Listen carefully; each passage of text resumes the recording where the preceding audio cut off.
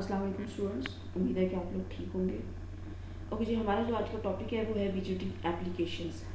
Last time हमने जो पढ़ा था, हमने बीजेटीज़ के डीसी एनालिसिस के बारे में पढ़ा था। सिंपल हमने एक बीजेटी लिया, एक हमने ट्रांजिस्टर लिया और उसके हमने देखा कि उसकी जब हम डीसी एनालिसिस उसकी करेंगे तो उसको किस तरीके से उसको एनालाइज किया जाएगा उसको, ठीक है।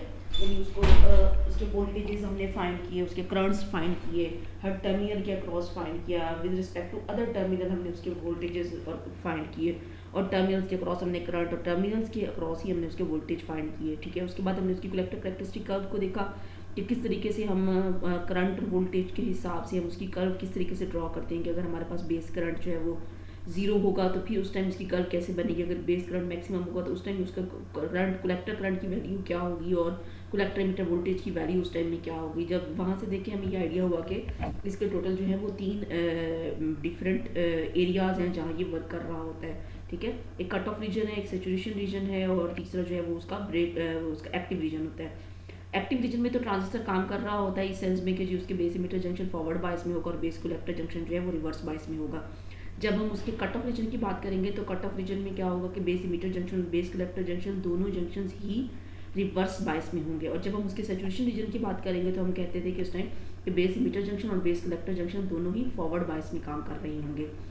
अब एक्चुअल जो उसका ऑपरेटिंग रीजन है वो तो उसका एक्टिव रीजन है, ना कि कट ऑफ और सैचुरेशन रीजन है, ठीक है। सैचुरेशन रीजन और कट ऑफ रीजन अगर नहीं है तो फिर वहाँ पे क्या होता है, वो क्यों हम उसको उसको डिस्क्राइब कर रहे हैं कि ये इसका सैचुरेशन है या कट ऑफ है, तो वो इसकी एप्लीकेशंस में यूज़ होता है, ठीक है। अभी आगे चल के हम इसकी एप्लीकेशन पढ़ेंगे कि कट ऑफ रीजन और सैचुरेशन क्या है सैचुरेशन रीजन में क्या होता है, ठीक है। बीजेटी की मेन जो है वो 2 एप्लीकेशंस हैं जहाँ हम कहते हैं कि बीजेटी जो है मोस्टली अप्लाई किया जाता है, ठीक है।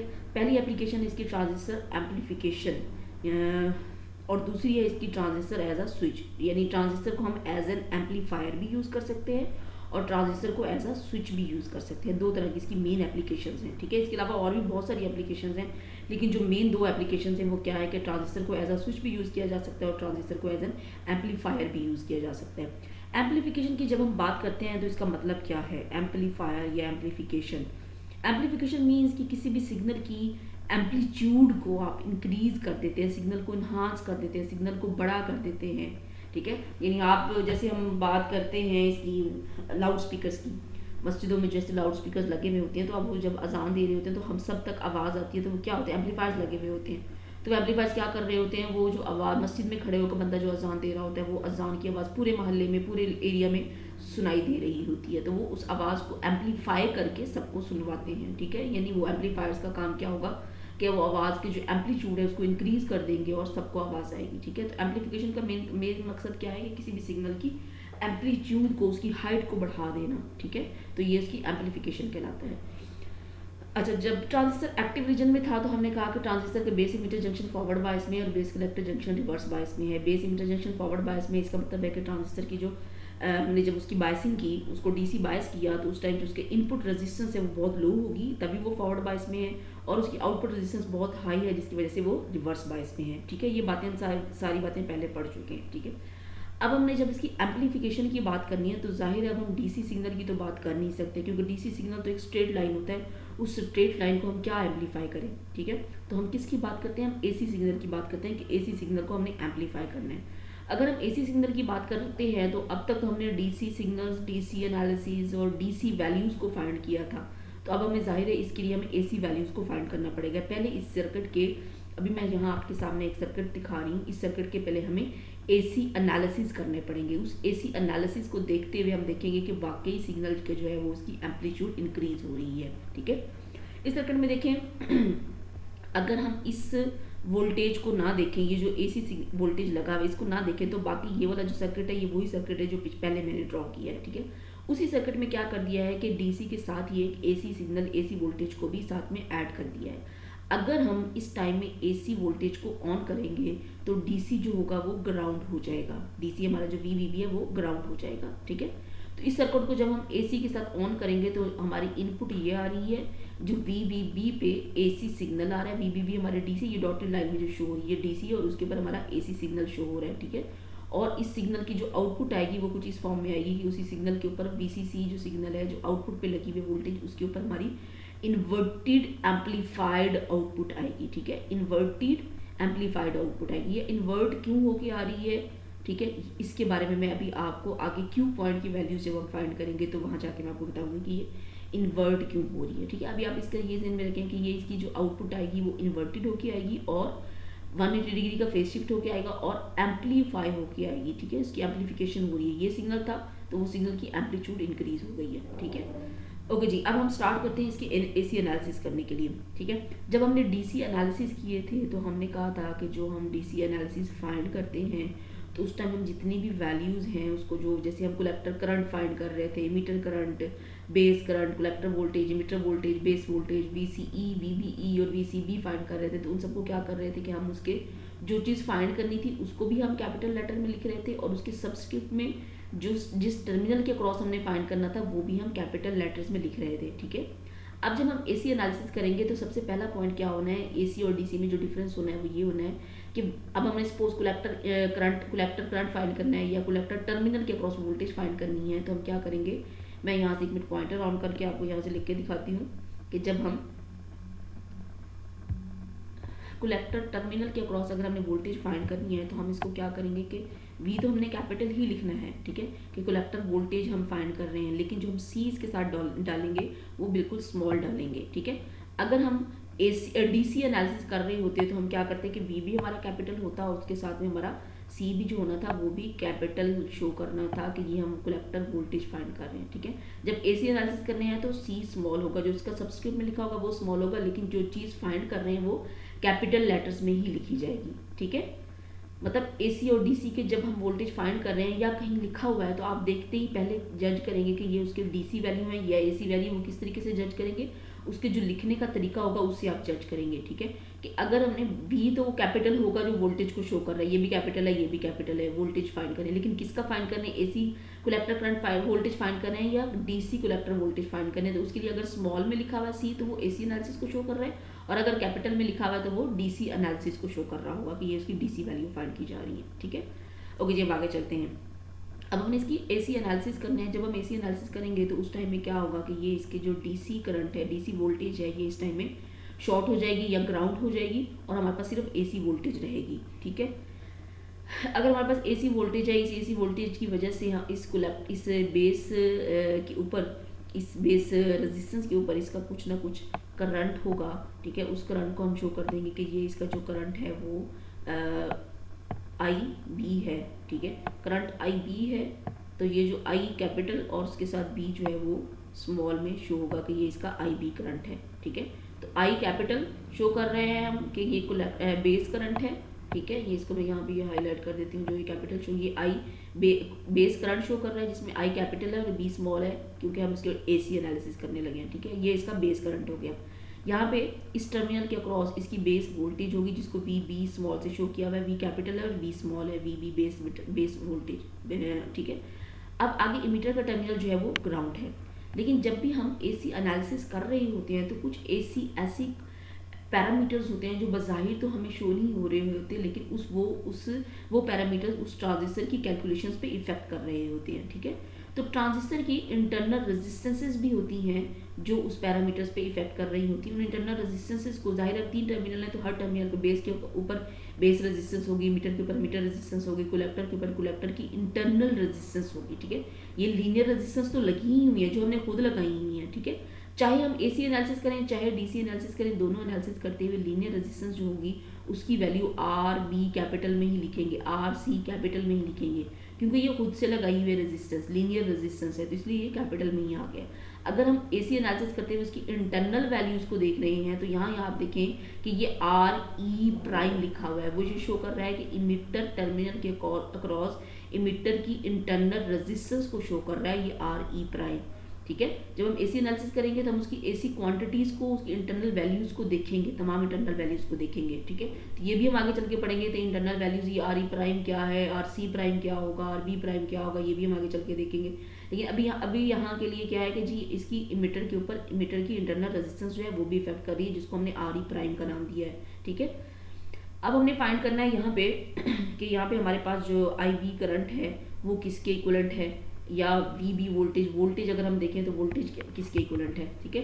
तो एसी इमिटर करंट आई ई या आई बी हमें फाइंड करना है। तो अगर हम आई ई की बात करते हैं, एसी इमिटर, जैसे यहाँ पे ये चीज़ लिखी हुई है, तो ये यहाँ पे ये शो हो रही है एसी emitter current I is equal to V B. अगर हम इसी को देखें, V B is equal to I E into R E prime, ये वो base voltage V B voltage V B is equal to I E into R E prime के equivalent है। I E into R E prime according to Ohm's law V B is equal to I E into R E prime के equivalent है। ठीक है, ये इसके साथ multiply होगा तो simple Ohm's law V is equal to I R बन जाएगा। तो this V B is equal to I E into R E prime है। तो वहां से हमने आई ई को बाहर निकाला, I is equal to V B over R E prime के इक्वलेंट आ गया। ठीक है, अब एसी कलेक्टर वोल्टेज क्या होगी। अब हमने इमिटर की वोल्टेज तो हमने देख लिया, अब एसी कलेक्टर वोल्टेज क्या होगा। अब यहाँ देखिए, यहाँ पे आई को आई सी के अप्रॉक्सीमेटली इक्वल टू लिखा गया है। क्यों लिखा गया है, इसके पीछे रीजन क्या है कि हमारा जो बेस करंट है वो बहुत ही स्मॉल है, बेस करंट जो है। ठीक है, अगर बेस करंट हमारा स्मॉल है तो उसकी वजह से क्या होगा कि वो तकरीबन जीरो के इक्वलेंट हो जाएगा। वो जीरो के अगर इक्वलेंट है तो फिर हमारे पास इमिटर करंट और कलेक्टर करंट जो है वो दोनों बराबर हैं। इसीलिए यहाँ पे आई ई को आई सी के इक्वलेंट लिखा गया है। ये देखिए, यहाँ पे आई ई जो है वो अप्रॉक्सीमेटली इक्वल टू आई सी के इक्वलेंट है। ठीक है, अब एसी कलेक्टर वोल्टेज हमने देखना है कि वो क्या है। AC collector voltage, collector terminal के अक्रॉस एसी वोल्टेज क्या होगी, इसको हमने वी सी स्मॉल से शो करना है। ये जैसे यहाँ पे मैंने लिखा हुआ है कि वी सी स्मॉल से शो करना है कि ये क्या होगी। तो कलेक्टर टर्मिनल के across voltage V C is equal to I C into R C के इक्वलेंट होगी। ये वी सी सी की वजह, ये वी सी सी ग्राउंड हो गया, तो आई सी जो हमारे पास कलेक्टर करंट होगा, सी मैंने स्मॉल लिखा हुआ है, आर सी ये कलेक्टर की लीनियर रेजिस्टेंस है। V C is equal to, हम ए सी की बात कर रहे हैं। ठीक है, V C is equal to I C into R C के इक्वलेंट हो गया। यहाँ पे भी वही बात कि आई सी अप्रॉक्सीमेटली इक्वल टू आई ई, अगर दोनों करंट्स बराबर हैं तो फिर हमारे पास क्या है कि एसी कलेक्टर वोल्टेज क्या आएगी, V C approximately equal to I E into R C. अगर ये दोनों करंट्स बराबर हैं तो इसका मतलब है कि V C approximately equal to I into R C के इक्वलेंट है। ठीक है, अगर ये बराबर हैं V C approximately equal to I R C, तो फिर हमारे पास गेन क्या होगा, वोल्टेज का गेन क्या होगा। क्योंकि हम एम्पलीट्यूड को देख रहे हैं, हम ये देखना चाह रहे हैं कि एम्पलीफिकेशन हो रही है या नहीं हो रही, तो जाहिर है ये वोल्टेज का सिग्नल है। तो वोल्टेज को एम्पलीफिकेशन हमने चेक करनी है, वोल्टेज की हो रही है कि नहीं, तो हम इसका वोल्टेज गेन चेक करेंगे। ठीक है, अब तक हम बीटा डीसी की बात करते आए थे कि बीटा जो था हमारे पास, हमने कहा था कि ये बीटा जो है हमारे पास, ये बीटा डीसी है, ये डी कैपिटल और उसके साथ यहाँ पे ये सी भी कैपिटल। हमने कहा कि ये बीटा डीसी है जो कि हमारे पास डीसी करंट गेन है। ठीक है, अब हम बात करते हैं वोल्टेज गेन की, और वोल्टेज गेन क्या होगा, एसी का वोल्टेज गेन हमें फाइंड कर रहे हैं। तो the ratio V C to V B is the AC voltage gain. ठीक है, वोल्टेज गेन, जब भी हम किसी भी गेन की बात करेंगे, वोल्टेज गेन की बात करेंगे, करंट गेन की बात करेंगे, पावर गेन की बात करेंगे, जब भी कहीं भी गेन का वर्ड आएगा तो गेन का मतलब है it is the ratio of output to input voltage, या आउटपुट टू इनपुट करंट, या output power to input power. ठीक है, रेशियो है किस चीज़ की, आउटपुट की और इनपुट की। अगर वोल्टेज है तो वोल्टेज होगी, अगर करंट है तो करंट, अगर पावर है तो पावर। ठीक है, it is the ratio of V C to V B is the A C voltage gain. अब वी सी क्या है, आउटपुट वोल्टेज है, और वी बी क्या है, इनपुट वोल्टेज। इस सर्किट को, ये जो सर्किट आपके सामने शो हो रहा है, इस सर्किट को इनपुट हम बेस पे दे रहे हैं और इसकी आउटपुट जो है वो हम कलेक्टर से ले रहे हैं। ठीक है, आउटपुट हम यहाँ कलेक्टर से ले रहे हैं और इनपुट हम यहाँ बेस पे दे रहे होते हैं इसको। ठीक है, इसीलिए हम कह रहे हैं कि वोल्टेज गेन जो है वो उसकी आउटपुट वोल्टेज जो कि वीसी है टू द इनपुट वोल्टेज जो कि वीबी है। ठीक है, और गेन को हम रिप्रेजेंट करते हैं कैपिटल ए से। ठीक है, और उसके साथ यहाँ पे ये वी शो हुआ है, वी क्या शो कर रहा है कि ये वोल्टेज गेन फाइंड कर रहे हैं। अगर हमें एसी करंट गेन फाइंड करना होगा तो हम क्या कहेंगे कि this one is equal to A for gain and small I represent the current gain, A I is the current gain. अगर हम इसी तरह पावर गेन की बात करते हैं कि पावर गेन हमें फाइंड करना है, तो फिर ये करंट गेन को ए से रिप्रेजेंट करेंगे और उसके साथ यहाँ पे स्मॉल पी डाल देंगे जो ये रिप्रेजेंट कर रहा होगा कि ये इसका पावर गेन। जिस तरह यहाँ पे ए के साथ स्मॉल वी डाला है जो रिप्रेजेंट कर रहा है कि ये इसका वोल्टेज गेन है। The ratio of V C to V B is the A C voltage gain, A V of the transistor circuit, A V voltage gain of the transistor circuit. ठीक है, अब वोल्टेज गेन है क्या, A V is equal to V C, और V V जो definition ऊपर लिखी हुई है, output voltage over input voltage. अब हमें ये जो पीछे हमने ये फाइंड किया है, यहीं से हमने वी सी भी रखना है, यहाँ पे यहीं से हमने VB भी रखना है यहाँ पे। This VC is AV is equal to, अभी जो पिछली में देखा था हमने कि voltage gain is equal to VC over VB था। This VC is equal to, this one is equal to VC, ये जो है हमारे पास ये है जी VC के इक्विवेलेंट, VC कलेक्टर वोल्टेज के इक्विवेलेंट है जो ऊपर हमने लिखा हुआ है, ठीक है। और यहाँ पर डिवीजन में क्या है, VB, ठीक है। तो VC over VB, AV is equal to VC over VB, VC is equal to IC और RC था ना, यहाँ पे IC RC था, तो IC approximate equal to IE हमने कर दिया। ये इक्वेशन जो है ना IC अप्रोक्सीमेटली इक्वल टू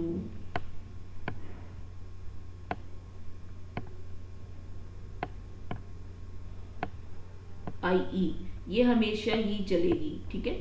ये आप आगे देखेंगे कि आगे मोस्टली जगह पे हम यही यूज करेंगे। हम ये क्यों, ये करंट इक्वेशन से इक्वेशन आई हुई है, इसको हमने क्यों इक्वल किया है, क्योंकि हमारे पास इक्वेशन थी करंट की, वो थी हमारे पास IE is equal to IC plus IB, ठीक है। वहां से हमने कहा कि बेस करंट जो है वो बहुत माइनर है, उसको निगलेक्ट किया जा सकता है। अगर हम उसको निगलेक्ट कर देते हैं तो पीछे हमारे पास IC और IE दोनों बराबर रहेंगे, ठीक है।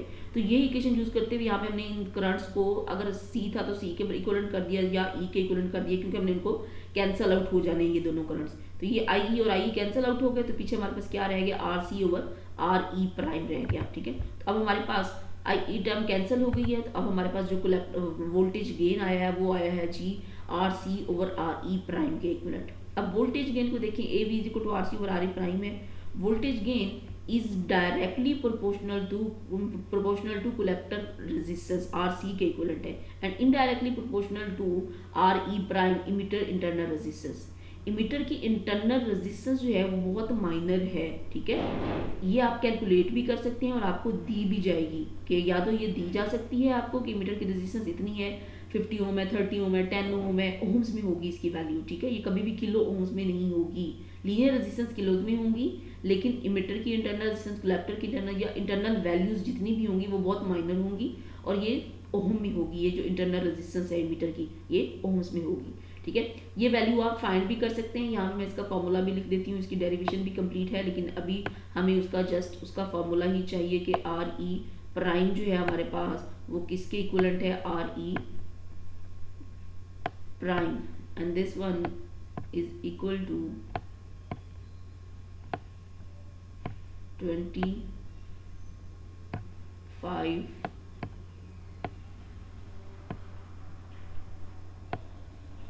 divided by I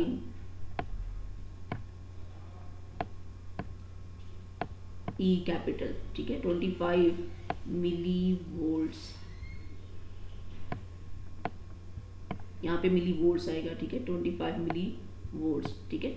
25 milli volts divided by IE capital, ये IE कैपिटल है, ठीक है। I भी कैपिटल है और E भी कैपिटल है, ठीक है। तो ये IE कहाँ से आएगा, जब हम उसके DC एनालिसिस करेंगे तो वहाँ से IE आएगा, इमीटर का करंट हम निकालेंगे, वो इमीटर करंट जो आएगा वो यहाँ वैल्यू रख के फिर हम उसकी जब AC एनालिसिस कर रहे होंगे तो हम RE प्राइम जो है उसकी वैल्यू फाइंड करेंगे, and this RE prime is equal to 25 milli volts over IE capital लिखा हुआ है यहाँ पे। DC एनालिसिस से हमने उसका इमीटर का करंट ले लेना है और उस इमीटर करंट की वैल्यू यहाँ पे पुट कर देनी है, और फिर हमने उसका AC emitter resistance, internal resistance जो है उसको फाइंड कर लेना है। RE prime is equal to 25 milli volt over IE। अगर तो ये नहीं मतलब क्वेश्चन में नहीं दिया हुआ तो आप इस तरीके से फाइंड कर लेंगे, अदरवाइज आपको RE प्राइम की वैल्यू दी होगी कि RE प्राइम जो है वो 10 ओम्स है, 20 ओम्स है, 50 ओम्स है, 30 ओम्स है, कुछ भी वैल्यू उसकी दी जा सकती है, ठीक है, लेकिन होगी ओम्स में, ठीक है। अब यहाँ पे हम कहते हैं कि voltage gain is equal to RC over RE prime है।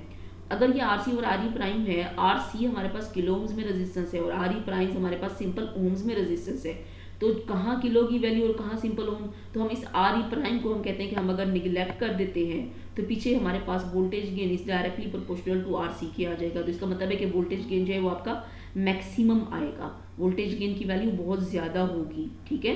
तो वोल्टेज गेन जो है कॉमन एमिटर एम्पलीफायर, क्योंकि ये सर्किट जो हमने बनाया वो कॉमन एमिटर का सर्किट बनाया था, पहले भी मैंने आपको बताया, तो इसलिए हम कह सकते हैं कि कॉमन एमिटर एम्पलीफायर का वोल्टेज गेन जो है वो बहुत ज़्यादा है, ठीक है।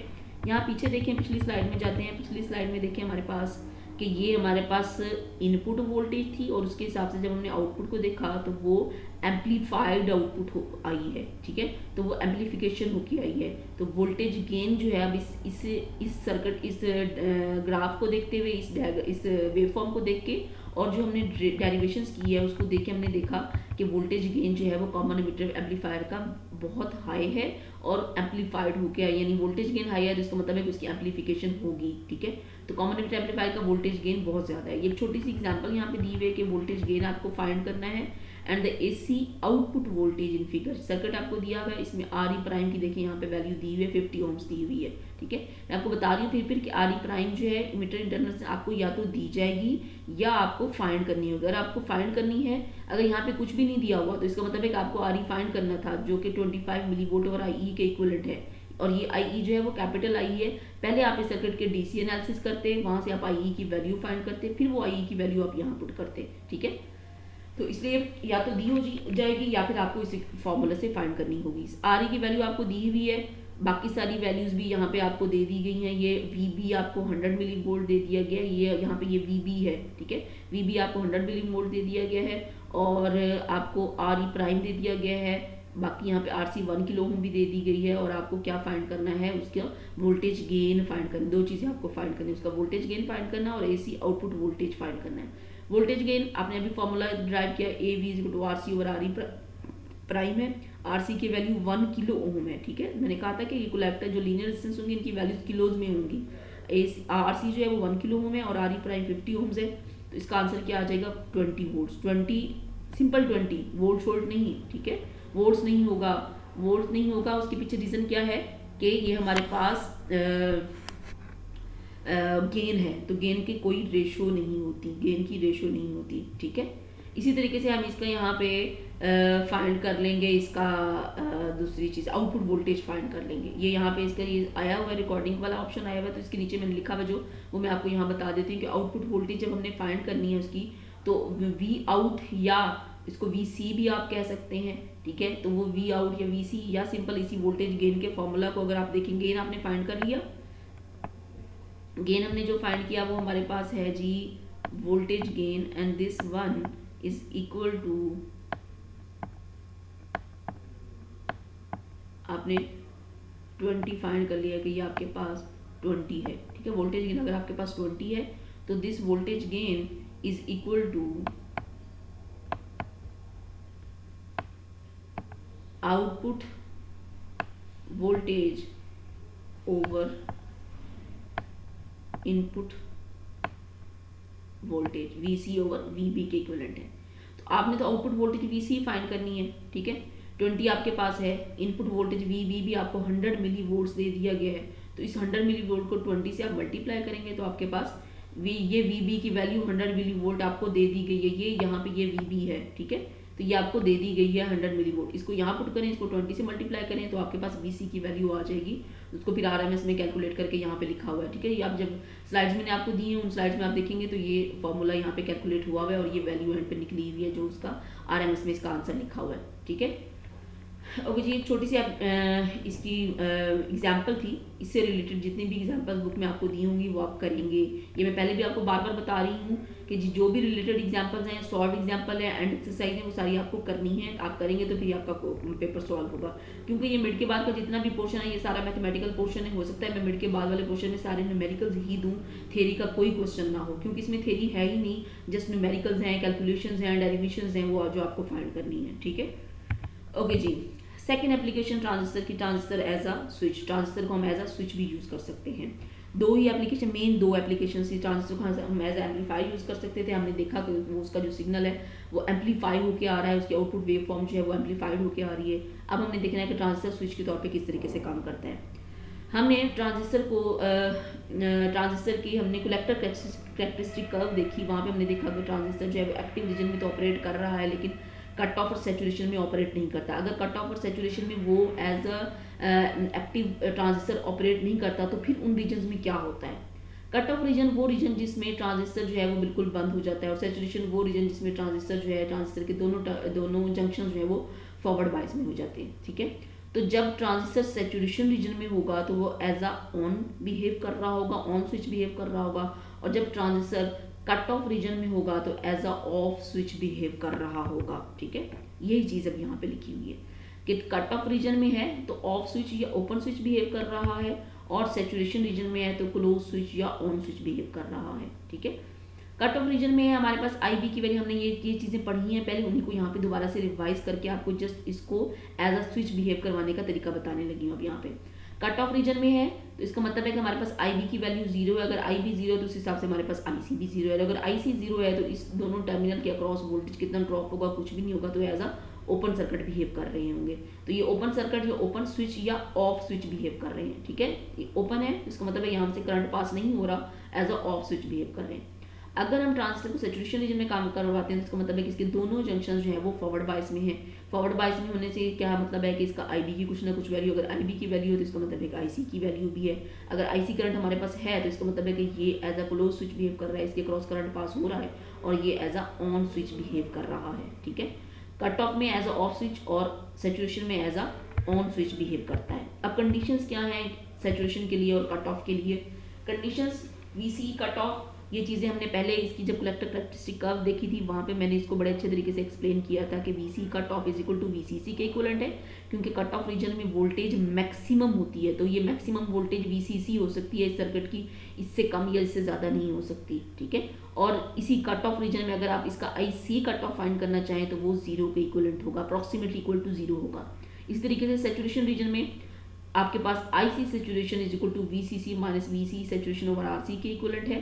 सेचुरेशन रीजन में जब आप करेक्टरिस्टिक कर्व की जो स्लाइड्स हैं उसको ओपन करके देखेंगे तो वहाँ पे क्या था कि सेचुरेशन रीजन में आपका करंट मैक्सिमम था, और उसी पॉइंट पे आपकी वी सी ई वोल्टेज जो थी वो 0.7 से भी कम थी। ठीक है, 0.7 से कम होगी तभी वो फॉरवर्ड बायस में होगा, इसलिए हम कहते हैं कि सेचुरेशन रीजन में करंट मैक्सिमम होता है और voltage collector to emitter voltage वो अप्रॉक्सीमेटली इक्वल टू 0 होता है। तो अगर यही कंडीशन है तो इसका मतलब है कि IC saturation is equal to VCC over RC के इक्वलेंट है और VC cut off is equal to VCC के इक्वलेंट है।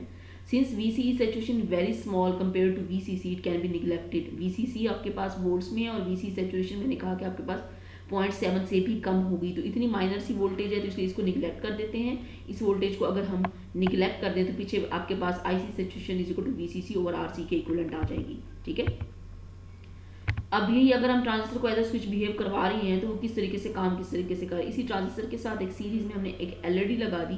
ठीक है, तो ये एलईडी ब्लिंक हो रही होगी, ऑन ऑफ कंटिन्यूसली हो रही होगी, वो ये शो कर रही होगी कि अब ट्रांजिस्टर जब सैचुरेशन में है तो वो एज ऑन बिहेव कर रही होगी और जब कट ऑफ में है तो एज ऑफ बिहेव कर रही होगी। तो वो जस्ट इस तरीके से इसके साइकिल पल्सेस या साइकिल्स बन रही होंगे, ऑन ऑफ स्विचिंग हो रही होगी इसकी। ठीक है, तो ये इसकी दो एप्लीकेशंस थी मेन जो हमने इसकी पढ़ी कि ट्रांजिस्टर जब एज आ एम्पलीफायर होगा तो उसकी आउटपुट वेव फॉर्म जो होगी, जो एसी वोल्टेज वेव फॉर्म है उसकी एम्पलीफाइड होकर आएगी। इस तरीके से जब एज आ स्विच बिहेव कर रहा होगा तो उसमें हमने देखा कि जब सैचुरेशन रीजन में होगा तो as a on switch behave कर रहा होगा, और जब कट ऑफ रीजन में होगा तो वो as uh of switch behave कर रहा होगा। ठीक है, तो ये ऑन और ऑफ का जो है ये स्विचिंग जो है ये हम ट्रांजिस्टर के साथ हम कर सकते हैं कि हम इस ट्रांजिस्टर को यूज़ करते हुए उसकी ऑन और ऑफ स्विचिंग कर सकते हैं और एम्पलीफिकेशन भी कर सकते हैं। ये इसकी मेन दो एप्लीकेशंस हैं जिनको हम यूज़ करते हैं। हम कहते हैं कि ट्रांजिस्टर को हम एज एम्पलीफायर भी यूज़ कर सकते हैं और एज आ स्विच भी यूज़ कर सकते हैं। ठीक है, यहाँ पे हमारा चौथा चैप्टर कंप्लीट हो गया है। अब नेक्स्ट क्लास में हम इंशाल्लाह 5th चैप्टर स्टार्ट करेंगे। आपसे मेरी रिक्वेस्ट है दोबारा से कि जी आप एंड एक्सरसाइज जो है उसको लाजमी देखें कि इसके एंड प्रॉब्लम्स जो हैं उनको देखें कि वो एंड प्रॉब्लम्स क्या हैं।